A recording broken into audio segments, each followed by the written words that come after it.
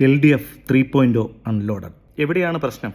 പാർട്ടിക്ക് അതീതമായി വ്യക്തിപൂജ അല്ലെങ്കിൽ വ്യക്തിപ്രഭാവം വരുമ്പോഴേക്കും പാർട്ടി അണികൾ നൽകുന്ന ഒരു ശിക്ഷയായിട്ടാണ് ഞാൻ ഇതിനെ കരുതുന്നത്. കാരണം പാർട്ടി ഗ്രാമങ്ങളിൽ പോലും പാർട്ടിയെ എതിർത്ത് പാർട്ടി വോട്ടുകൾ മാറി മറിഞ്ഞു എന്ന് പറയുമ്പോൾ ഒരു തരംഗം പോലെ അത് പാർട്ടി നൽകിയ ഒരു പണിഷ്മെൻ്റായിട്ട് മാത്രം കരുതിയാൽ മതി. തെറ്റുകൾ തിരുത്തി മുൻപോട്ട് വരാനുള്ള ഒരു സമയാധിക്യം ഇതുവരെ നഷ്ടപ്പെട്ടില്ല എന്ന് വിശ്വസിക്കുന്ന ഒരാളുമാണ് ഞാൻ. ഇതുകൊണ്ടൊന്നും ഒരു പാർട്ടി, ഇടതുപക്ഷം എന്ന പ്രസ്ഥാനം, കമ്മ്യൂണിസ്റ്റ് പാർട്ടി ഇവിടെ നശിച്ചു പോകുമെന്ന് കേരളത്തിലുള്ള ഒരു മനുഷ്യരും കരുതുന്നുമില്ല.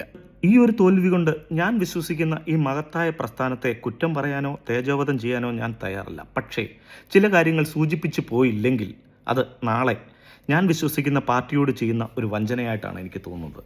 വെറും 51 വയസ്സായ ഞാൻ അടുത്ത നിയമസഭാ തെരഞ്ഞെടുപ്പ് വരെ കാത്തിരിക്കേണ്ടി വരുന്നത് നീണ്ട 5 വർഷങ്ങൾ. ഈ 5 വർഷത്തിനിടയിൽ എനിക്ക് 56 വയസ്സാകും. 51നും 56നും ഇടയിലുള്ള ആൾക്കാരാണ് കൂടുതലും ഹാർട്ട് അറ്റാക്ക് വന്ന് മരിച്ചു പോകാമെന്ന് മെഡിക്കൽ സയൻസ് തെളിയിച്ചിട്ടുണ്ട്. അതുപ്രകാരം ചില കാര്യങ്ങൾ ഇപ്പോൾ സംസാരിച്ചു പോയില്ലെങ്കിൽ അത് ഒരു തീരാ നഷ്ടമാകുമെന്ന് എനിക്ക് തോന്നുന്നത് കൊണ്ട് ഞാൻ ചില കാര്യങ്ങൾ പറയുന്നു. സഖാവ് പിണറായി വിജയൻ മൂന്നാമതും ഇലക്ഷനെ നേരിട്ടത് എന്തടിസ്ഥാനത്തിൽ എന്ന് മനസ്സിലാകുന്നില്ല. ഇടതുപക്ഷത്ത് ഒരു ആദർശം, ആശയങ്ങളൊക്കെ രൂപീകരിച്ചിട്ടുണ്ട്. 2 ടേംസ്. അത് മറികടന്ന് എങ്ങനെയാണ് മൂന്നാമതും അദ്ദേഹം ഇലക്ഷനിൽ മത്സരിച്ചത്? കേരളത്തിലെ ഭരണവിരുദ്ധ വികാരത്തിനപ്പുറത്ത് പിണറായി വിരുദ്ധ വികാരമായിരുന്നു അലയടിച്ചത്. സ്ഥിര പാർട്ടി കുടുംബങ്ങളിൽ നിന്ന് പോലും പിണറായി വിരുദ്ധ വികാരം അലയടിച്ചു. അത് മനസ്സിലാക്കാതെ പോയത് മുഖ്യമന്ത്രിയും പാർട്ടി സെക്രട്ടറിയും പാർട്ടി നേതാക്കളും മാത്രമാണ്. അല്ലെങ്കിൽ അത് യഥാസമയം മനസ്സിലാക്കി കൊടുക്കാൻ പാർട്ടി സെക്രട്ടറിക്കോ പാർട്ടിക്കോ കഴിഞ്ഞില്ല എന്നുള്ളതാണ് യഥാർത്ഥ വസ്തുത. നോക്കൂ, ശൈലജ ടീച്ചറെ കഴിഞ്ഞ ലോക്സഭാ തെരഞ്ഞെടുപ്പിൽ വടകരയിൽ ഒരു പരീക്ഷണ വസ്തുവാക്കി മാറ്റി. ഇപ്രാവശ്യം പേരാവൂർ എന്ന സ്ഥലത്ത് ഒരു പരീക്ഷണ വസ്തുവാക്കി മാറ്റി. എന്തുകൊണ്ട് പിണറായി വിജയൻ സഖാവ് ഒരു പരീക്ഷണ വസ്തുവായി മാറിയില്ല? ധർമ്മടത്ത് മത്സരിച്ചു. ശൈലജ ടീച്ചറെ മുഖ്യമന്ത്രി സ്ഥാനാർത്ഥിയായി അല്ലെങ്കിൽ പ്രതിപക്ഷ നേതാവായി മുൻപന്തിയിലേക്ക് കൊണ്ടുവന്നതിന് ശേഷം പിണറായി വിജയൻ ഒരു കാരണവരെ പോലെ തിരശ്ശീലയ്ക്ക് പിന്നിൽ പാർട്ടിയെ അണിനിരത്തുക എന്നുള്ളൊരു ദൗത്യം ഏറ്റെടുത്തിരുന്നുവെങ്കിൽ, ശൈലജ ടീച്ചറെ മുൻനിരയിലേക്ക് നയിക്കാനുള്ള ഒരു പ്രേരണാശക്തി കൊടുത്തിരുന്നുവെങ്കിൽ പാർട്ടിക്ക് ഒരു പക്ഷേ ഇതുപോലുള്ള ഒരു അവസ്ഥ എത്തുമായിരുന്നില്ല എന്ന് വിശ്വസിക്കുന്ന ഒരാളാണ് ഞാൻ. പിന്നെ ഇടതുപക്ഷത്തെ തോൽപ്പിക്കാൻ നിരന്തരം കഷ്ടപ്പെട്ടുകൊണ്ടിരുന്ന വെള്ളാപ്പള്ളി നടേശൻ എന്ന സാമൂഹിക നേതാവ്, അദ്ദേഹം ഒരു പരിധിവരെ ഇടതുപക്ഷത്തെ ചതിക്കുകയായിരുന്നു എന്ന് മനസ്സിലാക്കാൻ ഇടതുപക്ഷത്തിന് സാധിച്ചില്ല. നിരന്തരം ന്യൂനപക്ഷ പ്രീണനം നടത്തി അദ്ദേഹം ന്യൂനപക്ഷത്തെ അവഗണിച്ചപ്പോഴും അത് കണ്ടില്ല എന്ന് നടിച്ചു ഇടതുപക്ഷം. പാർട്ടി സെക്രട്ടറിയായ MV ഗോവിന്ദൻ മാഷിന്റെ ഭാര്യ വന്ന് മത്സരിക്കുന്നു. അത് കേരള ജനതയ്ക്ക് തേർഡ് ടൈമിലേക്ക് വരുന്ന ഒരു സിറ്റുവേഷനിൽ, ക്രൂഷ്യൽ സിറ്റുവേഷനിൽ കേരള ജനതയ്ക്ക് കൊടുക്കുന്ന സന്ദേശം അല്ലെങ്കിൽ ഇടതുപക്ഷ നയം എന്താണെന്ന് എനിക്ക് മനസ്സിലാവുന്നില്ല. അതേപോലെ തന്നെ 2ാം തവണ ജയിച്ചു വന്ന ഷംസുദ്ദീനെ സ്പീക്കറായി മാറ്റി ആദ്യ തവണ ജയിച്ചു വന്ന റിയാസിനെ മന്ത്രിയാക്കിയതിൽ എനിക്ക് അത് ഉൾക്കൊള്ളാൻ പറ്റുന്നില്ല. റാന്നി MLA ആയിരുന്നു രാജു എബ്രഹാമെ. 5 തവണ തുടർച്ചയായി 25 വർഷം MLA ആയിരുന്നു. പിണറായി വിജയൻ സഖാവ് അധികാരത്തിൽ മുഖ്യമന്ത്രിയായി വന്നതിന് ശേഷം അദ്ദേഹത്തെ മന്ത്രിയാക്കിയില്ല.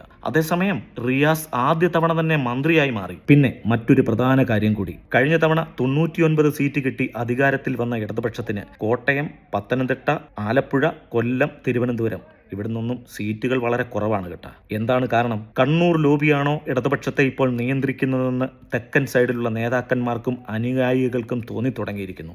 അതിന്റെ പ്രതിഫലനം ഇനിയെങ്കിലും പാഠങ്ങളിലൂടെ, അനുഭവങ്ങളിലൂടെ നമ്മൾ പഠിച്ച് മുൻപോട്ട് പോകാനുള്ള ഒരു പ്രചോദനമാകട്ടെ ഇടതുപക്ഷത്തിന് എന്ന് ഞാൻ ആശംസിക്കുന്നു. പിന്നെ പിണറായി വിജയൻ സഖാവിൻ്റെയും പാർട്ടിയുടെയും ഓവർ കോൺഫിഡൻസ് ആയിരുന്നു. ഒരുപാട് വികസന പ്രവർത്തനങ്ങൾ, നന്മകൾ കേരളത്തിന് ചെയ്തു കഴിഞ്ഞു. അവസാനം പിരിയുമ്പോൾ 4000 കോടി രൂപയോളം ഖജനാവിൽ അവശേഷിപ്പിച്ചിട്ടാണ് പടിയിറങ്ങുന്നത്. KSRTCയെ ലാഭത്തിലാക്കി മെഡിക്കൽ വിദ്യാഭ്യാസ രംഗത്ത് വളരെ മാതൃകാപരമായിട്ടുള്ള വികസന പ്രവർത്തനങ്ങൾ കാഴ്ചവെച്ചു. ഇതിൻ്റെ അമിത കോൺഫിഡൻസ്, ആത്മവിശ്വാസം കൊണ്ടാവാം പിണറായി വിജയൻ മൂന്നാമതും തെരഞ്ഞെടുപ്പിനെ നേരിട്ടത്. പക്ഷേ നമ്മൾക്ക് മുമ്പിൽ ഒരുപാട് അനുഭവങ്ങളുണ്ട്. ത്രിപുരയിൽ മാണിക് സർക്കാർ സ്ഥിരമായിട്ട് അധികാരത്തിലിരുന്നു. ജ്യോതി ബസു, ബുദ്ധദേവ് ഭട്ടാചാര്യ പശ്ചിമ ബംഗാളിൽ സ്ഥിരം അധികാരത്തിലിരുന്നവരാണ്. ഇവരുടെയൊക്കെ ഭരണശൈലി സ്ഥിരമായിട്ട് കണ്ട് ഈ വൈറൽ കാലഘട്ടത്തിൽ ജനങ്ങൾ പെട്ടെന്ന് മടുക്കുന്ന ഒരു കാലഘട്ടമാണ്. അവർക്ക് വേണ്ടത് വ്യത്യസ്തങ്ങളാണ്. ആ വ്യത്യസ്തത തിരിച്ചറിയാൻ വയ്യാതെ പോയി. 1 ടേംസ് അല്ലെ 2 ടേംസ് എന്ന് പറയുന്നത് അത് പൂർത്തിയാക്കാനും അത് ഇടതുപക്ഷത്തിന് അംഗീകരിച്ച് മുമ്പോട്ട് പോകാനുമുള്ളതാണെന്ന് മനസ്സിലാക്കുന്നത് നന്ന്. ഒന്ന് ഓർത്തു നോക്കൂ, ഈ വൈറൽ കാലഘട്ടം ആക്രി പെറുക്കി വിറ്റ് 20 കോടി സമാഹരിച്ച് മുഖ്യമന്ത്രിയുടെ ദുരിതാശ്വാസ ഫണ്ടിലേക്ക് കൊടുത്ത് വീട് വെച്ചു കൊടുത്ത ആ പാർട്ടിയെ ജനം തോൽപ്പിച്ചു. അതേസമയം വീടുമില്ല, ഫണ്ടുമില്ല, ആപ്പും ഒക്കെ മുക്കിയ ആളുകളെ ജനം ജയിപ്പിച്ചു. അതാണ് ഈ വൈറൽ കാലഘട്ടം. ജനങ്ങൾക്ക് ആവശ്യം വെറൈറ്റിയാണത്രേ, വെറൈറ്റി. എന്താ അല്ലേ? പ്രിയപ്പെട്ട ജനങ്ങളെ, ഇതുകൊണ്ടൊന്നും ചോർന്നു പോകുന്നതല്ല ഇടതുപക്ഷത്തിന്റെ ധൈര്യം, ആത്മവിശ്വാസം, ഇടതുപക്ഷത്തിന്റെ വീര്യം.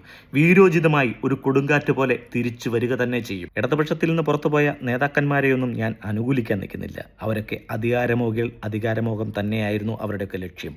അതുകൊണ്ടൊന്നും ഇടതുപക്ഷത്തിന് ഒരു പോറലും ഏൽക്കില്ല. ഇത് മാറി മാറി വരുന്ന ഒരു പ്രതിഭാസത്തിന്റെ ചലനങ്ങൾ മാത്രമാണ്. വീരോചിതമായി ഒരു കൊടുങ്കാറ്റ് പോലെ, ഒരു പേമാരി പോലെ ഇടതുപക്ഷം തിരിച്ചു വരിക തന്നെ ചെയ്യും അടുത്ത തെരഞ്ഞെടുപ്പിൽ.